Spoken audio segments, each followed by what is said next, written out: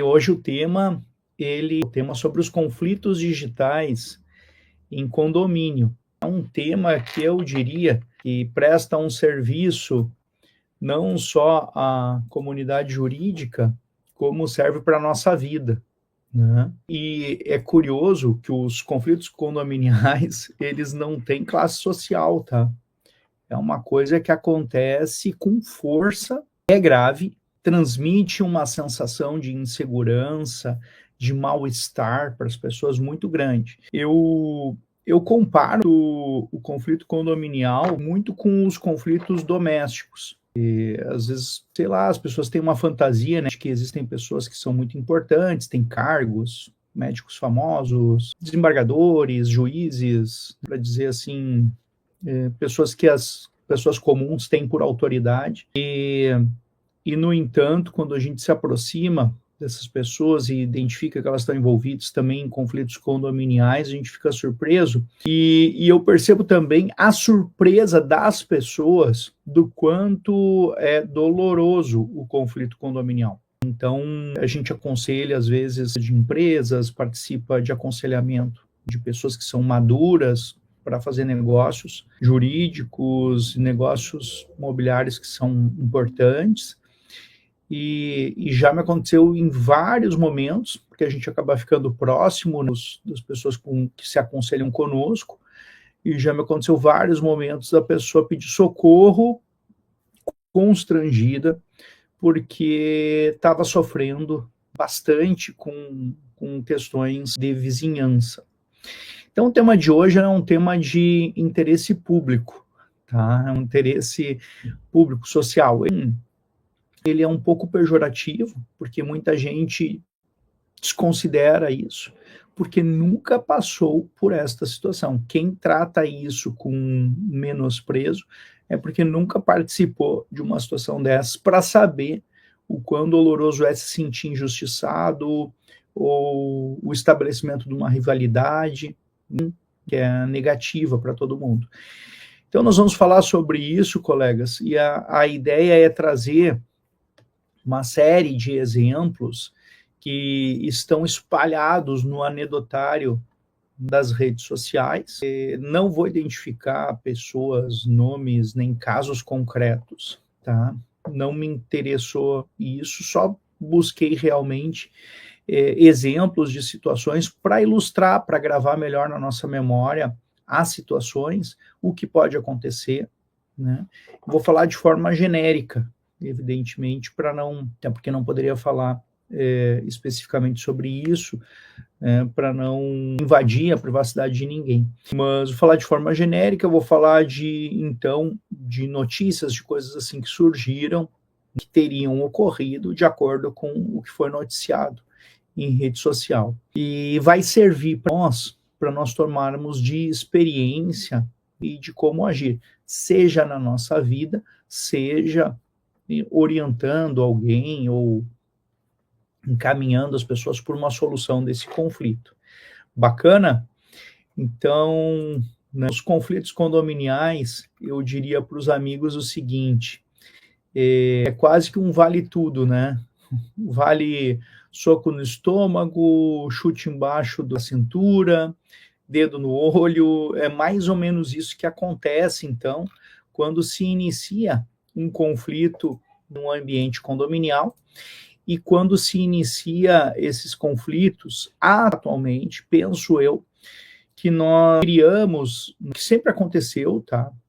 Nós trocamos a conversa de corredor, que sempre aconteceu, pelo palco virtual, que são os grupos de WhatsApp. Qual que a diferença é velocidade do trâmite das informações, maior alcance e registros. A conversa de corredor, ela tendia a ficar no boca a boca, que é super eficiente, tá? Não vamos menosprezar. O ambiente social é o que sempre ligou o ser humano. Civilização não ficava sem saber o que estava acontecendo em outro continente quando não existia internet. Então, nós sempre soubemos transmitir as informações, elas sempre chegaram. A diferença é só a velocidade, realmente. Mas com este palco novo, os registros eles ficam mais presentes, é mais fácil registrar eventual abuso naquela suposta fofoca sem maiores repercussões. E algumas coisas, então, né, que antigamente eram ditas e perdidas no vento, ou não comprovadas, não demonstradas, porque ninguém queria testemunhar, agora, né, fica visual, fica aparente. Mas nem sempre também esses registros são válidos na justiça. Então, também quero conversar hoje com os colegas sobre como é que a gente produz essas provas em juízo, certo? Então, vamos lá. Vou falar alguns casinhos aqui de repercussão, que foi, como eu disse, do anedotário das redes sociais, e que geraram, então, as consequências jurídicas, só para a gente ter uma noção da gravidade das situações e como isso pode, né, no seio de um condomínio, gerar conflitos importantes. Eu diria que as repercussões que estão aqui, que são mais patrimoniais, elas não são coerentes com o sofrimento que as pessoas passam. Tá? Sensação de humilhação, de insegurança, é algo assim, eu sei que acompanhei muitas vezes situações dessas e eu sei que não é brincadeira.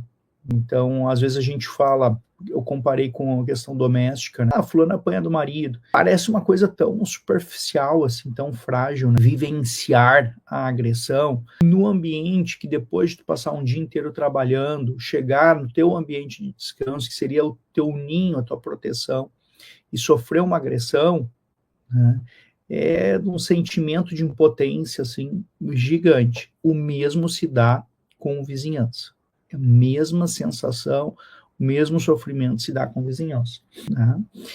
Dito isso, então, queridos amigos, vou trazer aqui para vocês algumas 5 situações, tá, que ficaram conhecidas. A primeira delas seria o crime do emoji, dos emojis, certo?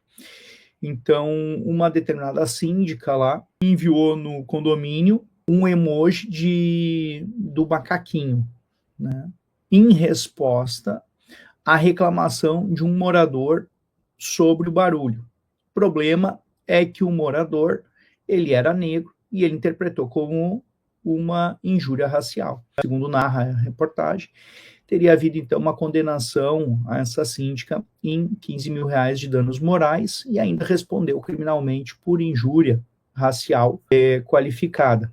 Né? Seria então uma situação, né, que nos demonstra a gravidade dos registros eletrônicos, tá? E como é que, às vezes, um ato impensado, que em outros tempos talvez não gerasse uma maior repercussão, hoje em dia pode gerar uma repercussão bastante grave, né? E certamente ela deve ter gasto mais em honorários do que na condenação aqui. Então veja como isso é complicado. Segundo caso, para a gente ver como, né, essas coisas estão, é segundo o anedotário, houve no Rio de Janeiro o stalker do elevador. Tá? O que era isso? Era um morador que fotografava e filmava uma vizinha sempre que encontrava ela no elevador e ficava compartilhando essas imagens em grupo de WhatsApp, segundo ele, que ela teria, então, comportamentos suspeitos. Tá? Essa perseguição teria durado 3 meses, né, e teria gerado, então, uma condenação por stalking digital, condominial, já de acordo com a nova lei, né, de 2021, e esse morador, então, estaria sujeito a essa pena nova de 2 anos, até 2 anos de reclusão, que pode ser convertida em prestação de serviços, e indenização, né, de cerca de R$25 mil, mais medida protetiva de afastamento. Então, veja o nível de maluquice das pessoas. Terceiro exemplo seria a guerra que essa é a mais comum de todas, tá, gente? A guerra de pets. Então, se forma um grupo no condomínio pró-pet e um grupo contra os pets. Uns a favor dos animais domésticos e outros pela proibição dos animais domésticos. E eu participei já de vários condomínios e até hoje participo de vários, porque estou envolvido em alguns, às vezes pessoalmente, não como profissional, tá? Mas já vi esse tipo de disputa, realmente fica muito acirrada, a rivalidade fica grande, né, demais. Mas nesse anedotário aqui diz que houve perfis falsos que foram sendo criados, montagens fotográficas, ameaças veladas, então uma série de coisas que foram acontecendo, e esse condomínio chegou num extremo que teve que contratar uma mediação profissional, tá? Teria gasto, então, lá quase 10 mil reais para contratar uma mediação profissional, multou 4 moradores, cerca de 2 mil reais para cada morador, e teve que fazer ajustes no seu regimento interno. Então, bem interessante isso aqui, tá? Tu vê que impactou no própria responsabilização do condomínio. Guardem isso, porque eu vou falar sobre isso agora nas nossas dicas. Depois, nós temos um outro caso de vazamento de assembleia.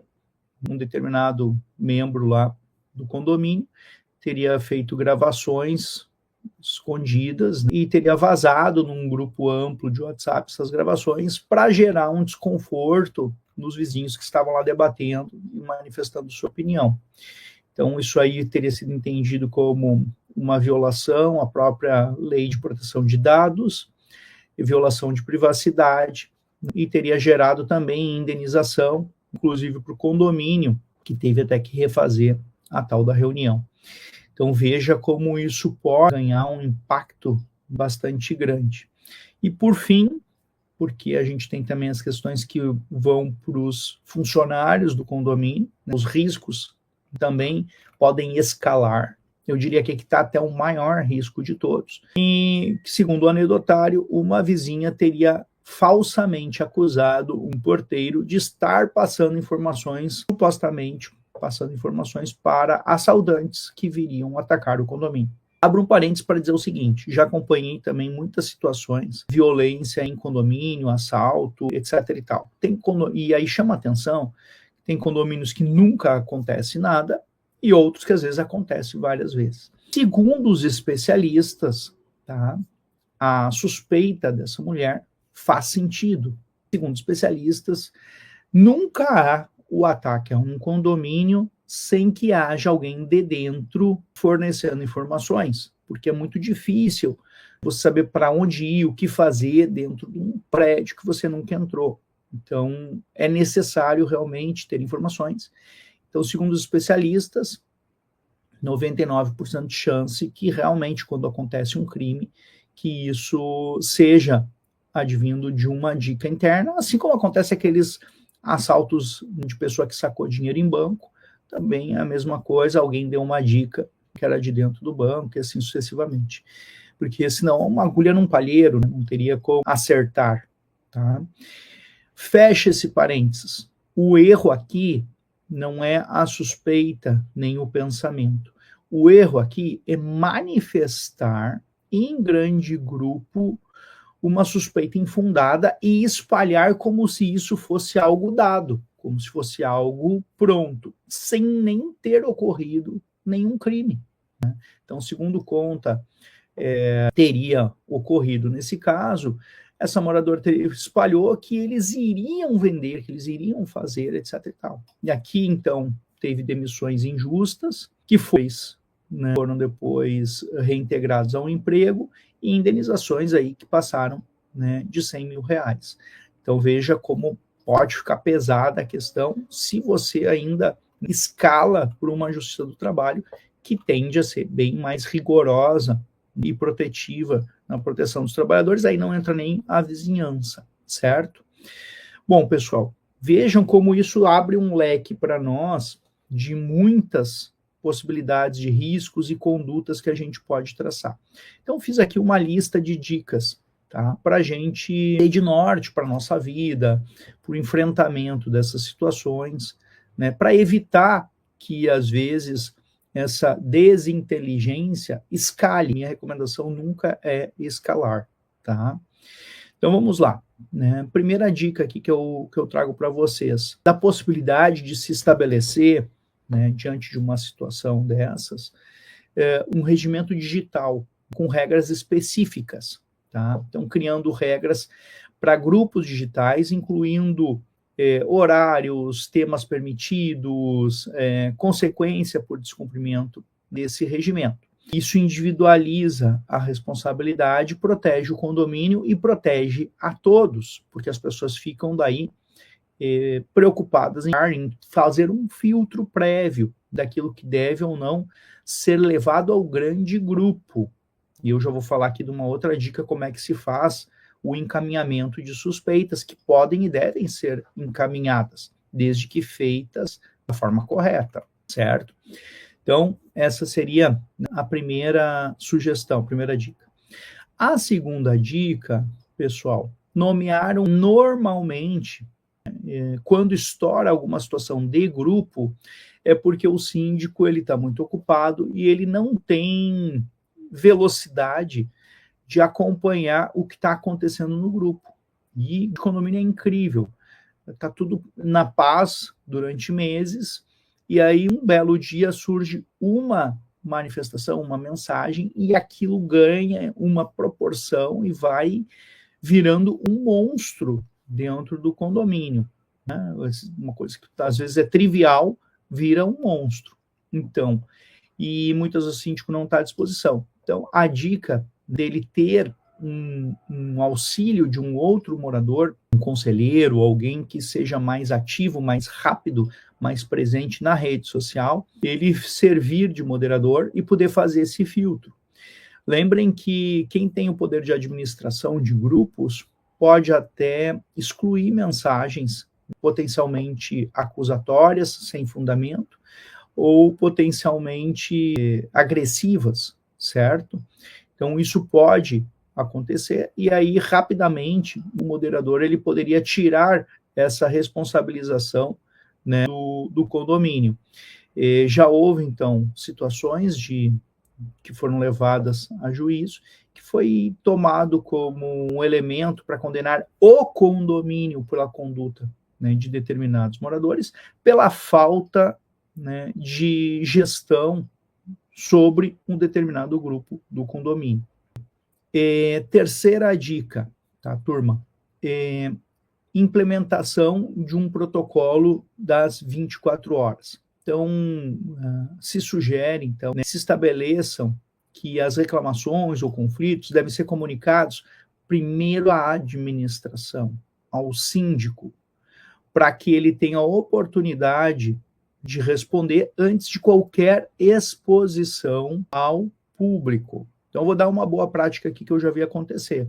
Determinados adolescentes, grupo de adolescentes, então, pet, adolescente, estacionamento, são os campeões dos problemas gerados em condomínio. Então, determinado grupo de adolescentes, palavras de baixo calão, gritos, né, confusão, xingamento aos funcionários, que eu acho terrível, a pessoa está ali trabalhando. Então, esse tipo de situação, ao invés de escalar e ser levado ao grupo, eu vi esse síndico corretamente, tá, os funcionários e alguns moradores incomodados levaram à administração a situação, e após as 24 horas de avaliação da situação, foi publicado de forma genérica, para ampla divulgação, o que estava acontecendo e recomendando aos responsáveis que intervissem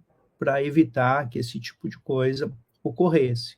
Então, foi narrada a situação, né, alguns exemplos de falas, do tipo, eu pago o teu salário, coisas assim, que para mim é o baixo nível mor das situações, é equivalente ao carteiraço.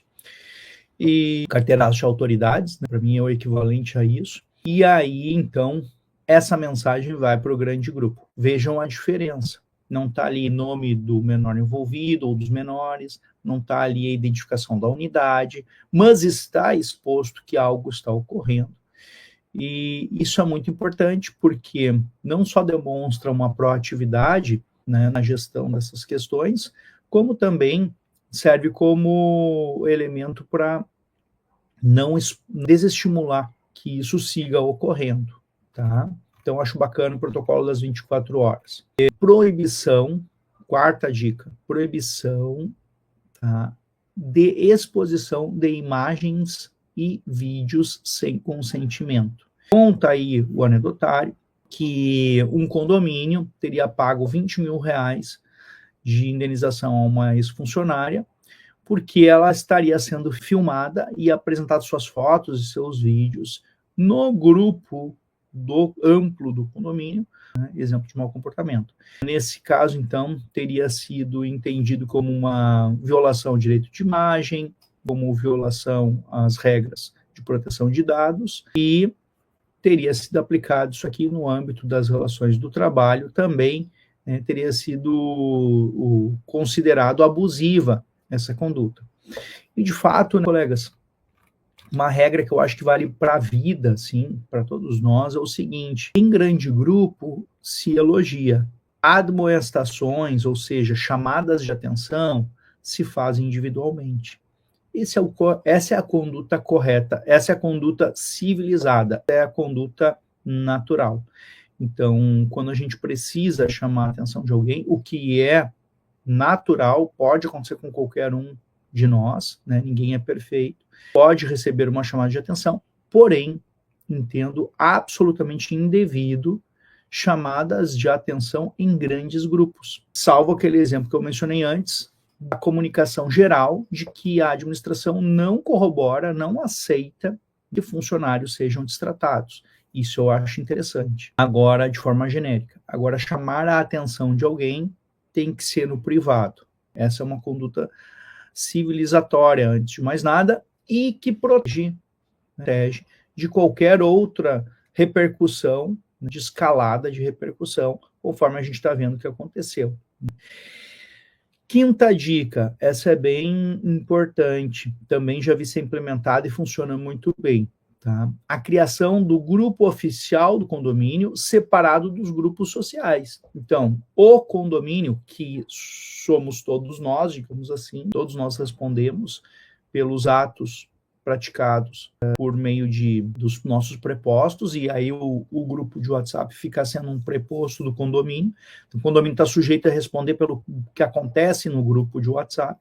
Então, por conta disso, se cria o grupo oficial. Este grupo oficial, exclusivamente para comunicados oficiais, algumas outras informações do cotidiano e comunicados em geral, mas os grupos sociais aí de responsabilidade individual de cada morador, né, revelando aí uma autonomia. Tá? Então, aqui, por exemplo, né, um exemplo que teria ocorrido em Brasília, um condomínio teria sido envolvido lá numa determinada falsa comunicação de emergência, né, e que gerou uma série de prejuízos, tá, para o condomínio, mas aqui ele teria sido responsabilizado, então, por omissão, em virtude de que o condomínio permitia que as comunicações fossem feitas dentro, né, do grupo condominial. E ali foi feita, então, uma comunicação bem importante sobre um vazamento terrível e teria gerado ali, inclusive, contratação de serviços, chamadas de urgência, uma série de coisas que depois se viu que era equivocado, né? Então, veja só a importância do canal de comunicação adequado. Tomadas de medidas por pessoas que nem deveriam tomar medidas. Tá? Sexta dica, janela de silêncio. Então, também é importante que o grupo tenha a regra que nem temos no horário de silêncio do condomínio, mensagens de WhatsApp só poderiam ser enviadas em horário normal de funcionamento do condomínio para este grupo, e não enviado de madrugada, para não gerar problema. Então, também tem no anedotário uma situação né, de mensagem que foi enviada após as 10 da noite, sobre um barulho de salto às 2 da manhã, e perturbou daí, aquele perturbado acabou perturbando o sossego de todos os seus vizinhos, e isso também gerou uma retaliação pesada ali para a pessoa que não teve essa noção de aguardar para fazer a reclamação nos canais oficiais no momento adequado. Então, isso também é bacana de fazer. 7ª dica, tá? Implementar um termo de adesão digital, né, em que os participantes do condomínio eles recebam esse termo de adesão digital, que tenham lá cláusulas bem claras dizendo como é que é o comportamento aceitável no grupo de manifestação do condomínio, tá? E aqui, segundo narra a notícia, um condomínio conseguiu ser afastado da responsabilidade por má conduta de determinados moradores, porque ele demonstrou que ele adotou esse cuidado de estabelecer as regras de conduta e que essa pessoa teria as violado. E aí prevaleceu o princípio da autonomia da vontade da pessoa, e a prova documental da entrega dessas regras acabou fortalecendo, então, a proteção do grupo. O grupo não teve que pagar pela má conduta de um ou outro morador, que foi considerada como um ato dentro da sua autonomia, da sua liberdade, inadequado, mas um ato seu, logo somente ele poderia responder por isso. Essa decisão contrapõe aquela anterior que eu mencionei, sobre o condomínio não ter adotado as medidas corretas, e aí respondeu pelos atos praticados pelo seu conselheiro, por outra pessoa ali que estava encarregada das informações, certo? Então é interessante isso, é bem interessante. 8ª dica, criar um protocolo anti-fake news. Um protocolo de proteção, né, para que informações falsas não sejam facilmente, não escalem facilmente dentro dos grupos. Então, se estabelece uma informação sobre, se estabelece que, aliás, que informações sobre segurança, saúde, emergência só podem ser compartilhadas por fontes que sejam oficiais, tá?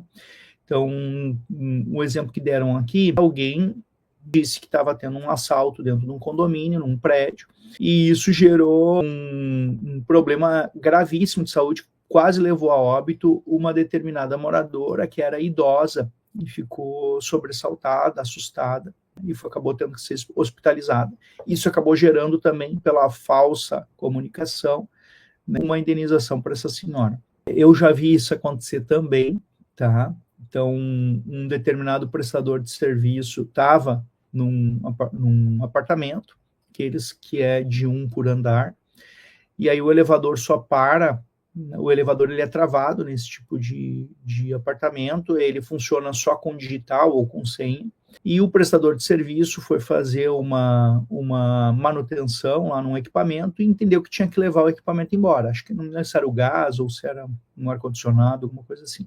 Acho que era o gás. E ele saiu com o equipamento sobre os ombros, pegou o elevador, entrou no elevador, não avisou o proprietário, né, que estava aguardando em outra parte do apartamento, simplesmente se retirou, né, não sei se estava falando no telefone, alguma coisa, ele simplesmente se retirou, estava com pressa, entrou no elevador e ficou preso no elevador, porque esses elevadores eles só abrem com senha. Até que algum outro morador chamou o elevador e aí encontra um homem com equipamento de alguém sobre os ombros. Então, veja como isso pode acontecer, como isso é grave. E aí, até se descobrir o que aconteceu, a suspeita de que era um assaltante também ocorreu nesse condomínio que eu conheço e gerou uma repercussão ruim. Então, é bem importante que as informações elas circulem de forma adequada. No caso, no condomínio com manutenção, isso sempre é comunicado para o zelador sabia da informação, esclareceria rapidamente que era um prestador de serviço, certo? Então, a importância dos canais oficiais, correto? 9ª dica, tá? Estabelecer consequências graduais. Aqui é a maior falha dos condomínios. As pessoas, elas não têm maturidade para punição. As pessoas não têm maturidade para punição.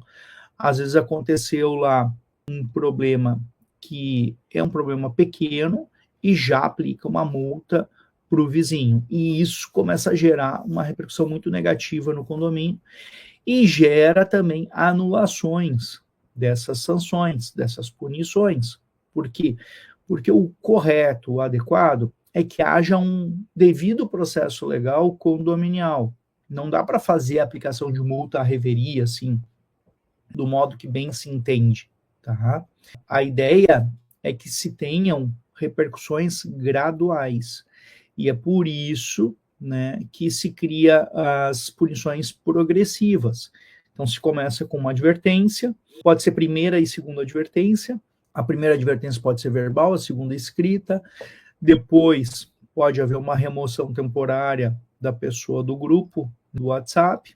Depois, uma remoção definitiva. E, por fim, também multa.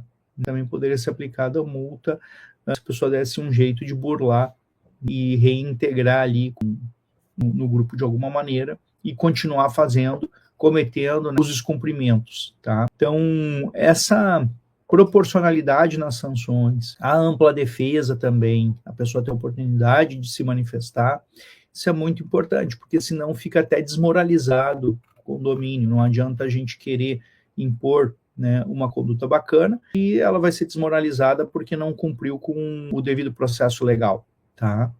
Então, isso é bem importante. Eu tenho bastante facilidade de entender essa lógica e gosto muito de alertar os condomínios sobre como dar as oportunidades de defesa antes de tomar uma decisão. Isso nem sempre está claro para as pessoas. Ao contrário, o que eu vejo em muitos grupos surgiu uma informação, não se espera o esclarecimento do morador e todo mundo já vai dando opinião e criticando. É absurdo o que essa pessoa fez, isso tem que ser punido, tem que ser multado, e todo mundo começa a jogar pedra na geni. E daqui a pouco surge a pessoa no final do dia, faz um esclarecimento que parece bem razoável, pede desculpas, né, e aí fica até uma sensação de mal-estar devido àquela exasperação ali que as pessoas adotam. Então, infelizmente, nós não temos essa maturidade. E a 10ª sugestão é de manter um backup legal de todas as interações. Então, a administração do condomínio é sugerido que ela arquive circunstancialmente as interações, para que se proteja. Em princípio, assim, uma prescrição de dano moral é de 3 anos. Então, é importante que se tenha um backup de todas essas comunicações para que seja possível demonstrar que o condomínio agiu certo ou não se envolveu nessas circunstâncias. Tá? Pessoal, muito importante. Para além dessas dicas, que elas têm muita relação com o bom senso, o cuidado, a prevenção, muito, mas muito importante mesmo, a forma de registro. Não é fácil a gente, hoje em dia, aproveitar as provas digitais como era antigamente. Então, eu vou passar para vocês aqui algumas informações bem importantes sobre as características telemáticas para validação jurídica das provas digitais. Ainda tem mais essa. Bom, deixa eu falar para vocês algumas coisas. Não está sendo fácil para ninguém hoje em dia produzir essas provas digitais, porque como a tecnologia tem evoluído, é facilmente manipulável. Essa documentação digital é facilmente manipulável. Não por mim, que não sei manipular, mas por alguém, né, que saiba manipular. E por isso, então, a justiça tem gerado uma série de precedentes que exigem, né, que as provas cumpram requisitos técnicos, né, que garantam a sua autenticidade, integridade, temporalidade e autoria. Tá? Então, olha só como isso é difícil. E isso está já legislado, né? O pessoal fala de regulamentação regulação da internet, das redes sociais, mas nós temos regulação pra caramba aqui, né, nesse sentido. Tem o Marco Civil da Internet, tem a LGPD, tem o CPC no 369, tem a lei do stalking, né, de 2021. Então, quer dizer, não falta coisa aí, né, de regulação. Então, dicas, tá, colegas? Dicas para a gente poder utilizar essas provas. Primeira dica, usar serviço de certificação digital. Tem vários já serviços que fazem isso para nós. Eles produzem um parecer para a gente, que é um parecer técnico, onde eles conseguem registrar tudo que está no nosso computador ou no nosso celular. Tá? Vou dar 4 exemplos aqui para vocês. Né? Original Mine, Verifact, que eu já usei, ClickSign, DocSign, tá? Para registrar prints, áudios, vídeos, documentos com carimbo de tempo, etc. e tal. Essas hashes, essas questões de criptografia que nós não dominamos, eu não sei como é que isso funciona, mas tecnicamente essas plataformas que daí é fácil da gente operar produzem para nós, tá? E aí eles produzem inclusive um relatório com validade jurídica, porque cumprem os requisitos, né, previstos em lei, tá? Fica bem legal o documento. A segunda observação, pessoal, é que a gente pode solicitar uma ata notarial em cartório. Por que eu botei por segundo? Porque tem sido, alguns tabelionatos estão tão cheios de serviço que às vezes é difícil até de conseguir a agenda com eles. O custo também está muito elevado.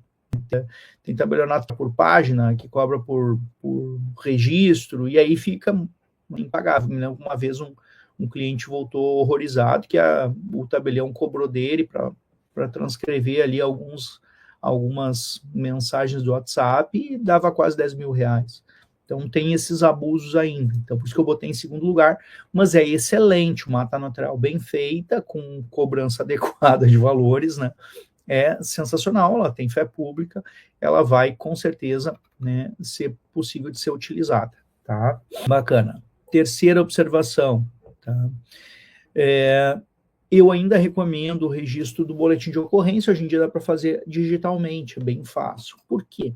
Porque o boletim de ocorrência, embora ele seja unilateral, ele não seja uma prova em si, ele demonstra, no mínimo, que formalmente a pessoa adotou aquilo que era cabível. Agora, a gente sabe que não vai ser feito nada, a polícia tem 1 milhão de coisas para fazer, não vai dar bola para aquilo ali, né? Muito difícil que aquilo gere alguma coisa, mas ainda é um caminho formal de registro, de comunicação, vai servir para as estatísticas públicas, vai demonstrar que eu realmente... como a falsa comunicação de ocorrência é um crime, se eu vou lá e faço o boletim de ocorrência, demonstra a minha convicção, né? E volta e meia a gente vê também nos processos o juiz questionando: por que o senhor não registrou uma ocorrência na polícia? Aí a pessoa: não, eu registrei, mas isso aí não teve desdobramento depois. Então muda também a credibilidade, mais para credibilidade, tá? Então eu também oriento que se faça isso, ok? E a quarta observação seria no sentido de que ameaças, mensagens, né, sejam encaminhadas, né, por e-mail ou por WhatsApp para o síndico, para a administração. Tudo que a pessoa recebeu de absurdos, né, que ela encaminhe para que isso fique registrado como tendo sido dado conhecimento para os responsáveis. Isso também é fundamental, porque se daqui a pouco a gente não consegue descobrir a origem disso, ou essa pessoa depois desaparece, e a gente identificar uma omissão do condomínio, o condomínio vai responder também, né, por essas atitudes. Tá? Eu vi recentemente no Rio de Janeiro uma pessoa idônea que começou a ser perseguida por um vizinho, um filho de uma vizinha, um adulto, envolvido com drogadição, e o cara porque queria dinheiro do vizinho. O vizinho era pacífico, ele era super pacífico, e começou a se sentir constrangido, pressionado, e começou a fugir, se sentiu humilhar a esposa, os filhos, na frente dos filhos, horrível. E o condomínio não adotou nenhuma conduta. Na meu sentir, o condomínio, por omissão, tá, está envolvido na responsabilidade por essa pessoa que teve que se mudar do prédio, depois de feito uma super reforma, teve que se mudar do prédio por conta disso, e a omissão condominial, para mim, adicionou ainda um tempero grave a essa situação. Essa pessoa que fazia isso não tinha eira nem beira, não tem patrimônio, como eu disse, vive de mãe, e fazia isso justamente porque pessoas que não têm nada, elas não respondem por nada, a parte criminal ela é lenta, não é eficiente, principalmente para crimes menores como esses, né? E então o que acontece? Esse tipo de pessoa às vezes age dessa maneira justamente porque não tem ninguém para lhe segurar, lhe travar, e ele não corre risco de pagar nada para ninguém, porque ele não tem nada para pagar para ninguém. As nossas repercussões patrimoniais são sobre patrimônio. Então, a gente que é advogado sabe, às vezes tem uma sentença condenatória, não tem como executar porque o réu não tem recurso. É o caso. Então, aqui, a omissão condominial me traz um réu. Ela traz um réu para as minhas mãos. Tá? Bacana. Por fim, pessoal, última observação, tá? A questão da lei do stalking. Né? Então, tem o cyberbullying, que é mais comum para adolescentes, colégios, esse tipo de coisa, que pode configurar também, né, um ato ilícito. Mas o stalking ele é diferente, ele é uma perseguição, ele pode ser física, no caso, como eu estava mencionando agora, para mim, essa aqui foi um stalking, né, perseguia o vizinho, ele tenta intimidar, tenta controlar a pessoa, ele pode ser feito no ambiente digital, pode ser feito, né, no ambiente virtual, e a característica maior é essa perseguição obsessiva, então pega no pé. Por isso que ele é parecido com o bullying, ele parece um pouquinho com o bullying, mas ele é uma perseguição obsessiva com o objetivo de controle. No caso ali, ele queria controlar, queria exigir que aquele vizinho desse dinheiro para ele, por um motivo que ele criou lá na sua cabeça. Tá? No bullying é um pouco diferente, né? Porque aí é uma questão mais de agressão verbal e humilhação que vão se repetindo, ridiculariza a pessoa, mas vai para o ridicularizar ou para exclusão social, né? Então é um pouquinho diferente, é mais comum para crianças e adolescentes, e ele é exclusivamente digital, daí o cyberbullying, né? O stalking não. Então existe isso, é uma ferramenta que está à disposição. Então ele saiu lá da lógica da contravenção penal, que era a perturbação da tranquilidade, e entrou aqui para o crime, tá? Então está lá no artigo 147A do Código Penal. Então também tem repercussão criminal, que daí então geraria um desconforto um pouco maior. É uma ferramenta à disposição, por isso que o BO ainda é interessante, né? Por conta dessas situações. Tá? Bacana, pessoal. Hoje foi um tema, então, de uso para a nossa vida, métodos que nós temos para evitar esse tipo de problema, problemas que parecem besteiras para quem está de fora, a gente acha besteira quando escuta de fora, mas eu sempre costumo tentar fazer esse exercício, não é fácil, tá? O exercício de se colocar na posição do outro, e eu tenho total consciência hoje em dia que aquilo que parece besteira para o outro é causa de um sofrimento muito, muito intenso. Tanto que, olha o exemplo que eu acabei de dar aqui para vocês, a pessoa teve que se mudar do seu imóvel em virtude da omissão desse condomínio. Bacana? Bacana demais, então. Muito bom falar com vocês. Obrigado aí pelas intervenções, queridos amigos. Um abraço. Tchau.